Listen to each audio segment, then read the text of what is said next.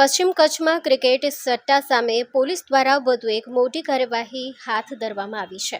Madhapar police station હદ વિસ્તારમાં ચાલતા આઈપીએલ ક્રિકેટ સટ્ટાના જુગારધામ પર એલસીબી પશ્ચિમ કચ્છ ભુજ દ્વારા દરોડો પાડી 3 આરોપીઓને ઝડપી પાડવામાં આવ્યા છે, જ્યારે 2 આરોપી હજુ ફરાર હોવાનું સામે આવ્યું છે.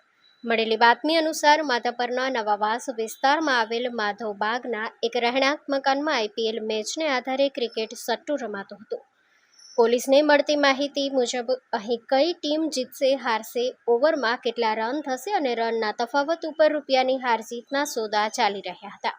બાતમીની ખાતરી કર્યા બાદ પોલીસે જુગારધારા કલમ 6 હેઠળ વોરંટ મેળવી તાત્કાલિક રેડ કરી હતી. દરોડા દરમિયાન સ્થળ પરથી મોબાઈલ, લેપટોપ અને અન્ય ઇલેક્ટ્રોનિક સાધનો મારફતે ક્રિકેટ સટ્ટાનું સંચાલન થતું હોવાનું બહાર આવ્યું હતું.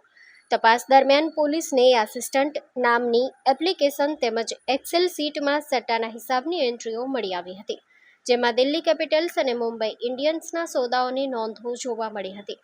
સાથે જ SL rate, amount, MD, supply name, DL, MUM, at time જેવા અલગ અલગ કોલમમાં સટ્ટાના હિસાબો નોંધાયેલા હોવાનું પણ સામે આવ્યું છે.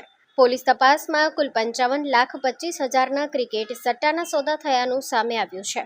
આ સમગ્ર કામગીરીમાં પોલીસે ₹76,000નો મુદ્દામાલ પણ કબજે કર્યો છે. Story report by Kiran Gori, Bhuj.